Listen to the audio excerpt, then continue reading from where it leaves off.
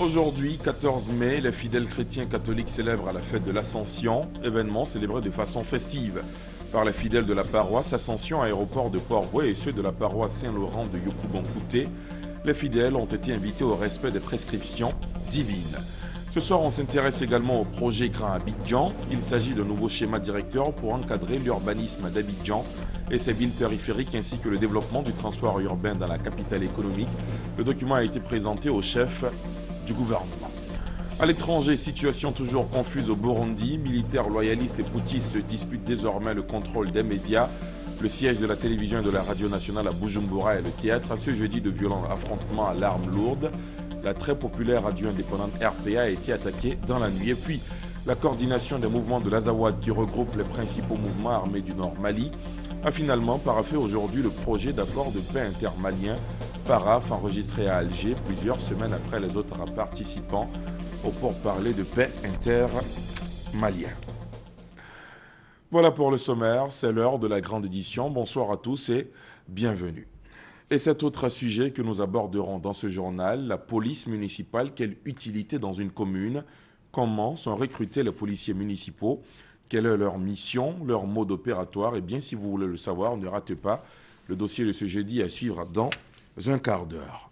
Tout d'abord, ce jeudi, l'actualité religieuse. Aujourd'hui, 14 mai, les fidèles chrétiens catholiques célèbrent la fête de l'Ascension, événement célébré de façon festive par les fidèles de la paroisse Ascension, aéroport de Port-Bouët et ceux de la paroisse Saint-Laurent de Yopougon-Kouté.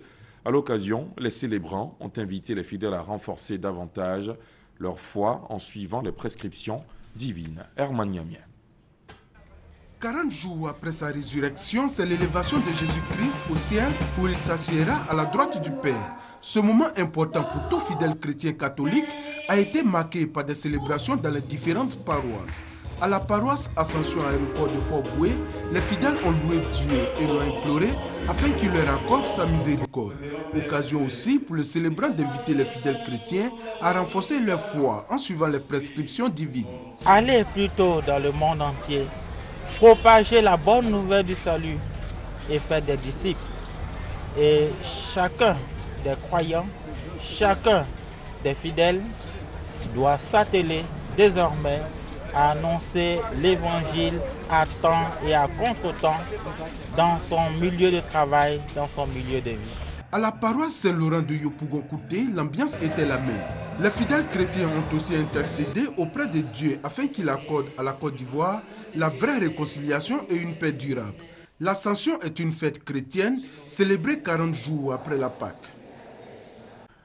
Ce soir, on s'intéresse, je vous le disais en titre, au projet Grand Abidjan. Il s'agit d'un nouveau schéma directeur pour encadrer l'urbanisme d'Abidjan et ses villes périphériques, ainsi que le développement du transport urbain dans la capitale économique.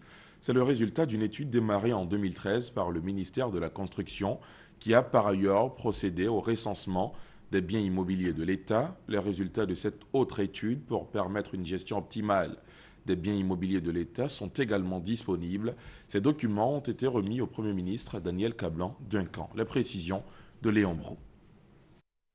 Ça y est, plus d'anarchie dans le développement d'Abidjan et de ses villes périphériques, idem pour le transport dans ses agglomérations. Il suffit pour les acteurs de s'en tenir à ce document que réceptionne le Premier ministre Daniel Kablan-Duncan. Il prévoit notamment les équipements en adéquation avec l'élargissement d'Abidjan et de ses banlieues d'ici à 2030, y compris les infrastructures routières, ferroviaires et lagunaires pour moderniser le transport urbain. C'est le schéma directeur d'urbanisme du Grand Abidjan. Il est réalisé par le ministère de la Construction à hauteur de 3 milliards de francs CFA, un appui financier du Japon. Ce schéma directeur naît d'une parfaite collaboration entre les experts de la JICA et leurs homologues ivoiriens en parfaite adéquation avec le plan national de développement. C'est un outil qui contribuera à un point de T à l'atteinte de l'émergence tant souhaitée par la population ivoirienne. Aussi réceptionné par le Premier ministre, le répertoire du patrimoine immobilier de l'État, également réalisé par le ministère de la Construction. Il fait l'état des biens immobiliers acquis par la Côte d'Ivoire depuis son indépendance à ce jour, tant au plan national qu'à l'étranger, pour en optimiser la gestion. Nous pensons qu'une bonne maîtrise des biens immobiliers de l'État permettra à terme de mettre à la disposition de nos administrations et services publics des bâtiments fonctionnels et de réduire les charges locatives liées aux baux administratifs qui se chiffrent aujourd'hui à 5 milliards, rien que pour les baux courants, et à plus de 12 milliards pour les arriérés cumulés. Le répertoire du patrimoine immobilier de l'État et le schéma directeur d'urbanisme du Grand Abidjan, deux outils de bonne gouvernance selon Daniel Kablan-Duncan. Le Premier ministre rassure quant à leur indispensable mise en œuvre. À cet effet, après l'adoption par le gouvernement de ce schéma directeur, l'organisation du table ronde des partenaires devra être diligentée. De même, il faut poursuivre le recensement du patrimoine de l'État afin d'en avoir la parfaite maîtrise à travers un outil de gestion moderne et performant. Le recensement des biens immobiliers de l'État a démarré en 2012 avec un financement public de 500 millions de francs CFA pour mettre à disposition un répertoire partiel de 32 761 biens, dont 4 120 à Abidjan. Pour les consulter, une interface web www.patrimoineimmobilier.ci. Une conférence sur le potentiel minier de la Côte d'Ivoire vient de se tenir dans le Colorado, c'est aux États-Unis. Le but est d'inciter les entreprises américaines du secteur à s'intéresser à la Côte d'Ivoire. L'initiative est de Enza Camara, délégué général du service de promotion économique de la Côte d'Ivoire aux États-Unis, Canada et au Mexique. Cette rencontre a vu la participation du ministre ivoirien de l'Industrie et des Mines, Jean-Claude Brou, l'éclairage de Sylvie Touré. La Côte d'Ivoire a un potentiel minier à revendre, un secteur qu'elle veut revaloriser avec l'aide d'investisseurs.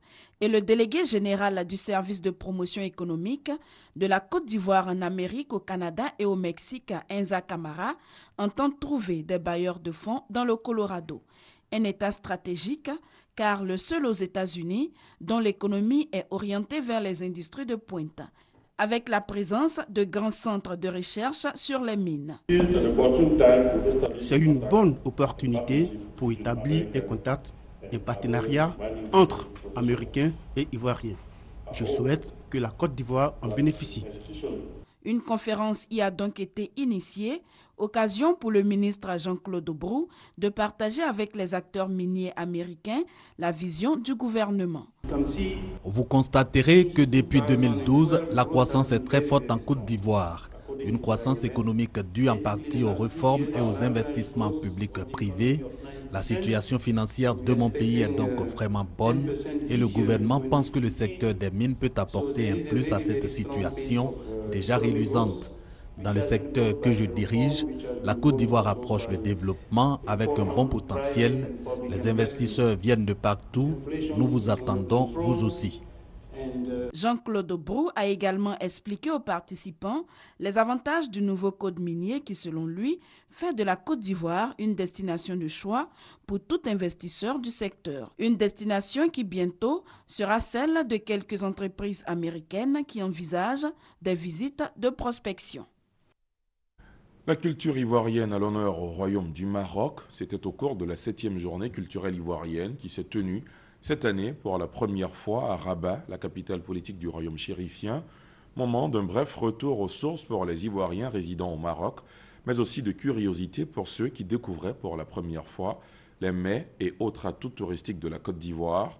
L'initiative de l'association des élèves, étudiants et stagiaires ivoiriens a vu la participation de l'ambassadeur de Côte d'Ivoire au Maroc, Idrissa Traoré. On fait le point avec Jean-Louis Bambo. Ambiance particulière ce week-end du mois de mai dans cet établissement scolaire de Rabat, capitale politique du Royaume du Maroc. De la musique, des danses et autres atouts touristiques made in Côte d'Ivoire.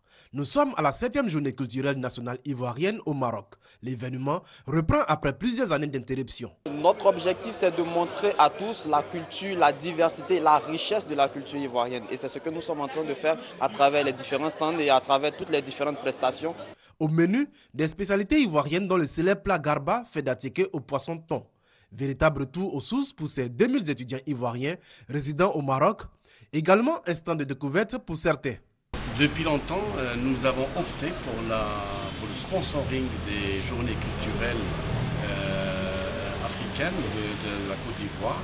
C'est une cuisine à part et c'est une culture à part qu'il faut connaître. J'ai découvert la tchéké, qui est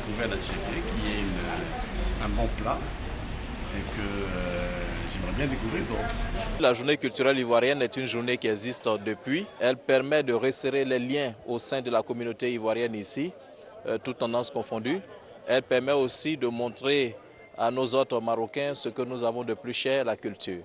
Pour le premier Ivoirien au royaume chérifien, ce genre d'initiative permet de consolider la coopération ivoiro-marocaine. Une journée très importante, d'ailleurs ça reflète l'intensité des relations entre le Maroc et la Côte d'Ivoire. Environ 2000 étudiants ivoiriens au Maroc et ils ont pris l'initiative d'être les ambassadeurs de leur pays au Maroc. C'est une bonne chose. La journée culturelle nationale ivoirienne, une bouffée d'air frais dans la vie de ces jeunes apprenants dont le quotidien est meublé d'études et parfois de nostalgie.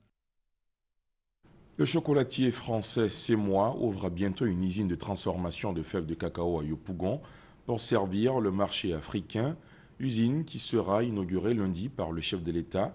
Mais avant, le maire de Yopougon, Gilbert Koné Kafana, invite ses administrés à faire de cette inauguration une mobilisation et une fête sans pareil. Sylvie Touré. C'est une fierté à demi-teinte pour la Côte d'Ivoire. Premier producteur mondial de cacao, le pays ne parvient toujours pas à transformer en produit fini cette matière première dont il se targue. Tous les chocolats vendus sur le sol ivoirien sont importés, inconcevable pour le chef de l'État.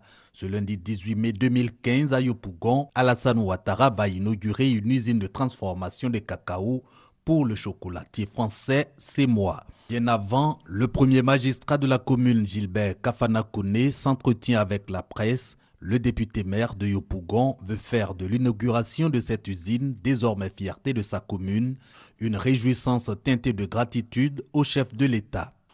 Nous sommes en ce moment à pied d'œuvre pour accueillir le chef de l'État, lui réserver un accueil populaire.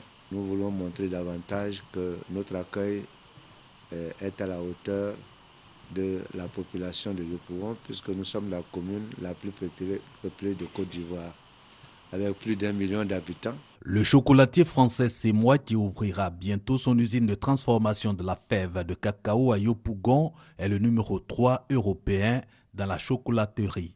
À partir donc de la Côte d'Ivoire, le groupe va servir le marché africain avec une perspective de 350 créations d'emplois et un investissement de 6 millions d'euros, soit environ 4 milliards de francs CFA. L'Union européenne apporte sa contribution dans le processus de réconciliation en Côte d'Ivoire. L'organisation a dégagé 250 millions de francs CFA dans le cadre du projet d'appui à la réconciliation nationale et à la cohésion sociale. Le projet en faveur des populations d'Abobo et Yopougon a démarré à la faveur de la fête de l'Europe au complexe sportif de Yopougon. Serge Coléa. Contribuer à la réconciliation nationale dans les communes d'Abobo et de Yopougon par le développement d'infrastructures et d'activités socioculturelles et sportives. C'est l'objectif affiché par les principaux animateurs du parc, le projet d'appui à la réconciliation et à la cohésion sociale.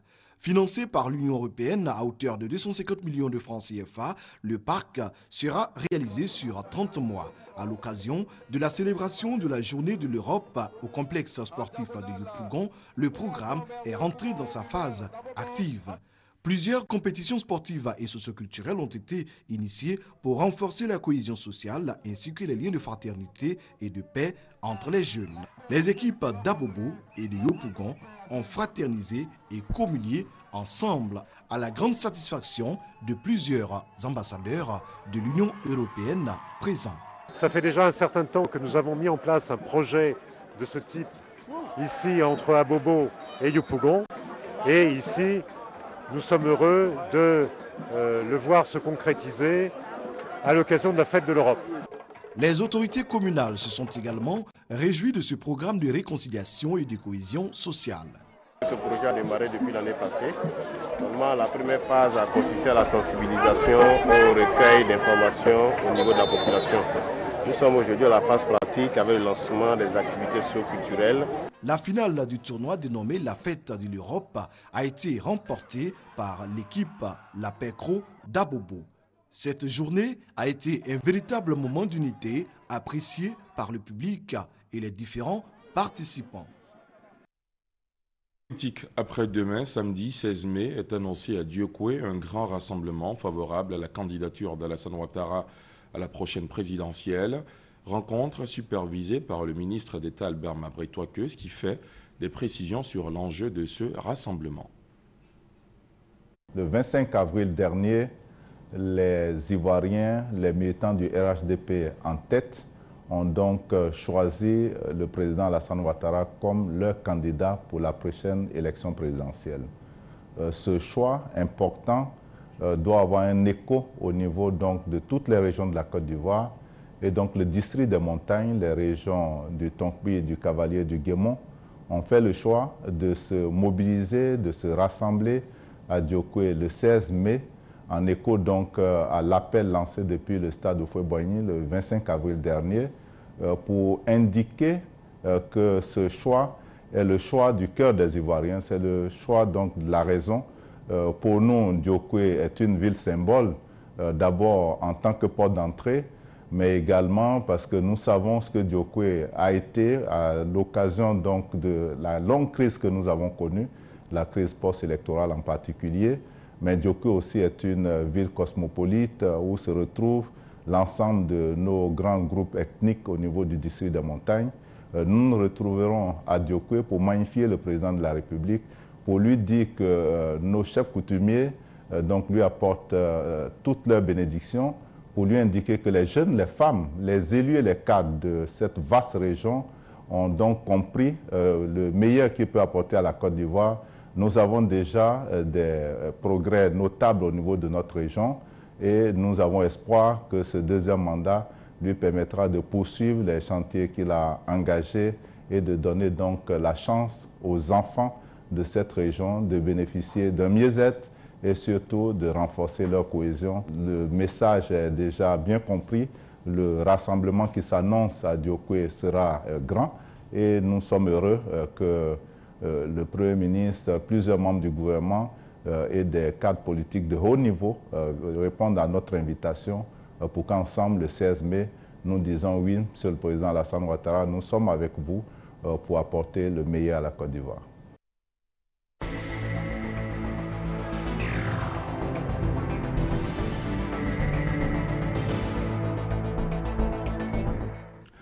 On les appelle policiers municipaux. Ils ont pour mission, entre autres, la charge d'assurer la surveillance du territoire communal, la sécurité des biens et personnes, la salubrité publique ou encore la régulation de la circulation. Sont-ils toujours à la hauteur de ces missions? En tout cas, beaucoup se plaignent de leur méthode, en particulier les commerçants. Certains s'interrogent même sur l'utilité d'une police municipale alors qu'il existe déjà la police nationale. L'une de nos équipes qui a travaillé sur le sujet est allée jusqu'à enquêter sur le mode de recrutement de ces policiers municipaux, quel est véritablement leur domaine de compétence, aussi que fait l'État pour leur épanouissement. Toutes ces questions trouvent réponse dans le dossier de ce jeudi, un sujet d'Herman Yamien. En uniforme, difficile de distinguer les policiers municipaux des agents de la police nationale. Sauf que ces derniers sont des fonctionnaires et donc payés par l'État, alors que les policiers municipaux sont sous l'autorité d'un maire et sont payés par la commune. Leur mission, la prévention de l'ordre public et la surveillance du territoire communal. Le maire a un pouvoir de police. Et ce pouvoir de police ne peut s'exercer que par la police de proximité.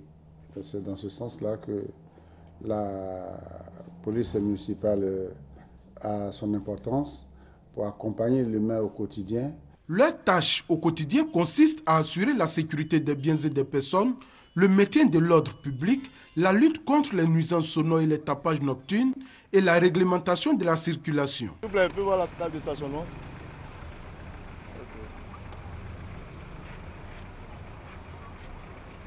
Ok, merci bien. Et bonne journée. Alors, ce travail consiste à quoi? Il consiste à contrôler les pièces des véhicules de transport dans un premier temps pour ce que nous faisons aujourd'hui. De voir ceux qui ont payé la carte de stationnement et ceux qui n'ont pas payé, nous faisons le retrait des pièces. Nous allons déposer au bureau de transport pour les amener à payer. J'ai rempli une contravention. Vu les agents, quand ils vont au contrôle, qu'on retire une pièce pour ne pas les laisser comme ça pour des disputes après. Nous retirons la pièce et puis nous leur redonnons la contravention. Le contrôle, c'est bon. Une carte de stationnement, c'est normal. Mais des cas très mal. Mais s'il n'y a pas ça, ce n'est pas la peine. L'accomplissement de ces missions ne rencontre pas toujours l'adhésion des populations, surtout des commerçants.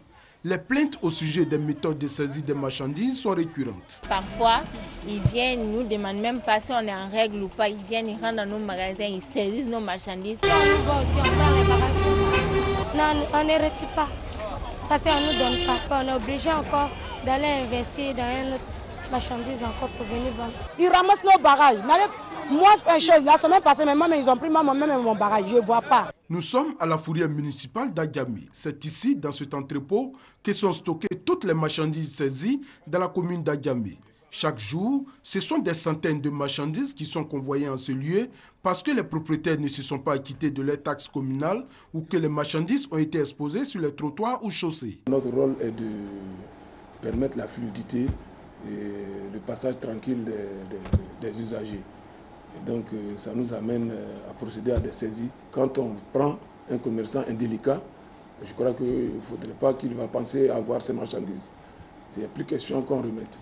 Et on va faire des dons soit à la pouponnière ou à l'hôpital général Hachma. À Djamé-Nangia-Brogoua, le décor est saisissant. Les trottoirs sont totalement occupés. Difficile aux automobilistes, encore moins aux piétons, de se frayer un chemin.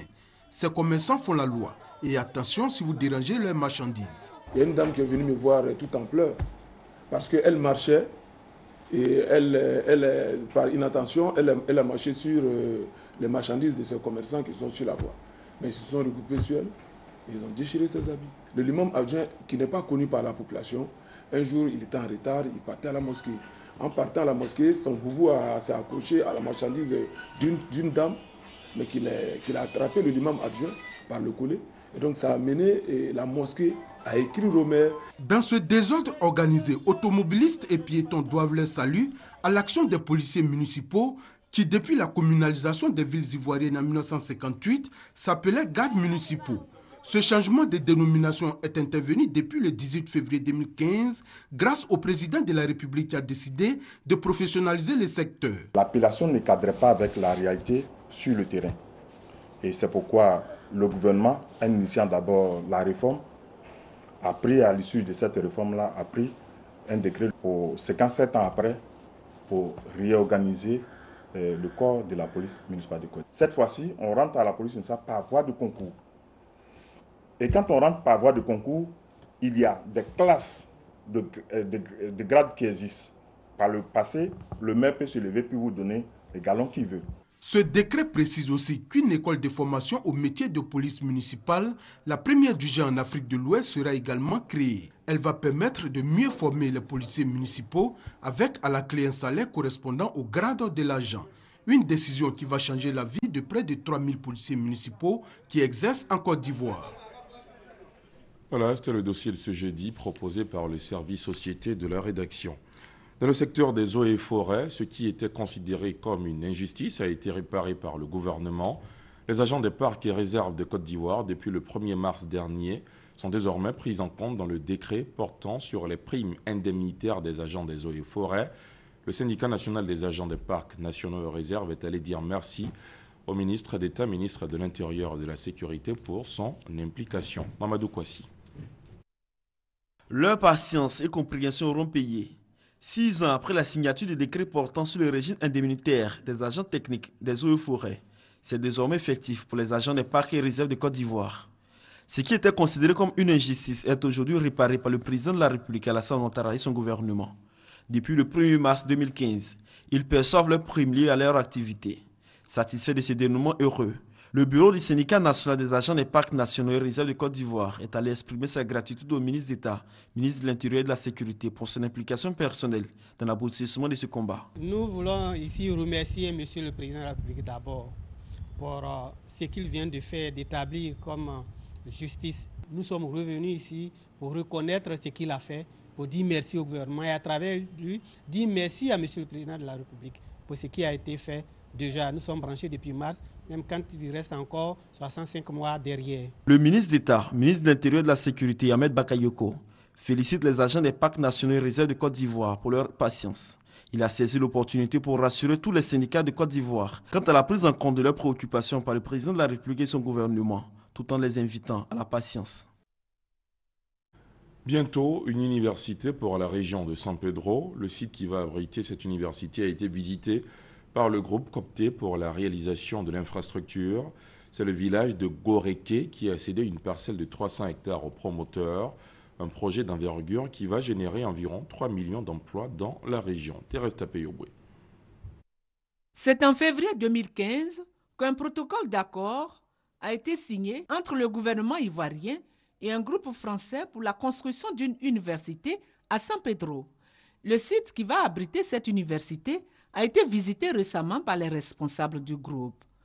Ce site est situé dans le village de Goreke sur une superficie de plus de 300 hectares et va accueillir dans un premier temps 3000 étudiants. Il aura l'objet dans 3 semaines d'une mission qui aura pour objet de vérifier l'impact sociétal et environnemental de l'université sur la région.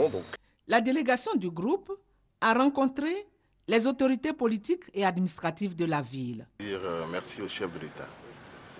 À son dernier passage, il nous a dit, entre tout ce qu'il a promis pour la région, il y avait l'université de la région de San Pedro. 2 mois après, les promoteurs sont là. Les populations ont compris que grâce au président de la République, leur vie va changer. Une séance de travail a eu lieu au port autonome de San Pedro. Les autorités portuaires ont promis d'accompagner et de faciliter les opérations d'importation et de dédouanement des produits utilisés dans le cadre de la construction.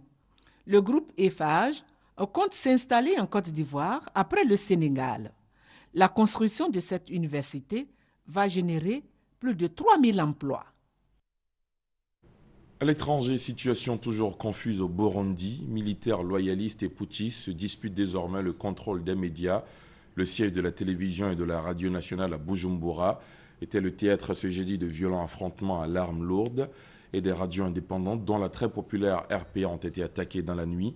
Selon une source au sein des militaires putschistes, le bâtiment de la RTNB a été attaqué à l'aube après que le chef d'état-major des forces armées burundaises, Prime Niyongabo, resté loyal au président, eut annoncé l'échec du coup d'État sur les ondes de la radio nationale.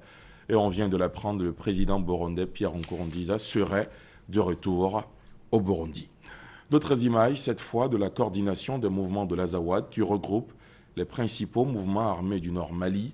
La coordination a finalement paraphé aujourd'hui le projet d'accord de paix intermalien, paraphe enregistré à Alger plusieurs semaines après les autres participants au pourparlers de paix intermalien. Avant toute signature définitive, la coordination des mouvements de l'Azawad exige néanmoins de nouvelles discussions et des amendements sur certains articles de l'accord de paix. Au Kenya, le gouvernement envisage la fermeture du camp de réfugiés d'Adab. Raison évoquée, ce camp qui abrite des réfugiés somaliens sert de camp de recrutement pour les terroristes Shebab. Ouvert en 1991, ce camp accueille près de 350 000 réfugiés somaliens. Reportage. Le soleil vient de se lever. Bachir Silal est entouré de jeunes enfants. Il leur récite des versets du Coran. Venu de Somalie il y a 5 ans, ce professeur d'école coranique a trouvé ici, dans le camp de réfugiés de Dadaab au Kenya, une meilleure éducation que dans son pays où les écoles sont rares et très chères. Quand on regarde les opportunités ici, ils ont une meilleure chance d'intégrer une école coranique et même de poursuivre leurs études. Mais là-bas, ils n'ont aucune chance. Ils deviennent simplement agriculteurs. Le gouvernement kényan accueille des réfugiés venant de Somalie depuis le début de la guerre civile en 1991. Aujourd'hui, le camp de Dadaab est le plus grand centre de réfugiés au monde avec plus de 350 000 habitants. Mais le Kenya envisage maintenant de le fermer. Frappé par des attentats meurtriers des islamistes somaliens Shebab, le gouvernement affirme que les insurgés liés à Al-Qaïda se servent du camp pour recruter. Il ne faut pas prétendre que parce que Dadaab n'a pas été attaqué, parce que Garissa est attaqué ainsi que Nairobi et Mombasa, que cet endroit est sûr. Non, ceci est le terreau.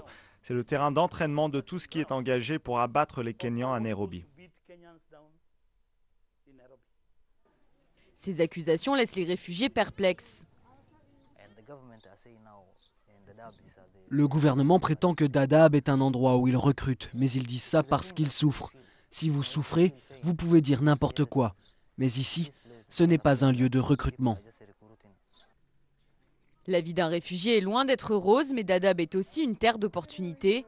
Selon une étude de 2010 commandée par le département kényan aux réfugiés, le chiffre d'affaires annuel du camp est de quelques 25 millions de dollars. Alissa, 23 ans, diplômé du supérieur, gère un cybercafé. Il dit vouloir rentrer en Somalie, mais pas tout de suite. Je dois apprendre pour pouvoir aider ma communauté en Somalie. Je veux y retourner un jour, en apportant mon savoir. Mais en attendant que ce jour arrive, le futur d'Alissa et de tous les autres réfugiés du camp de Dadaab reste incertain. C'est la fin de ce journal. Merci de l'avoir suivi. À suivre après ce journal, l'émission La Côte d'Ivoire au travail. Merci de votre fidélité à nos programmes. Prenez soin de vous. Excellente soirée sur la chaîne qui rassemble.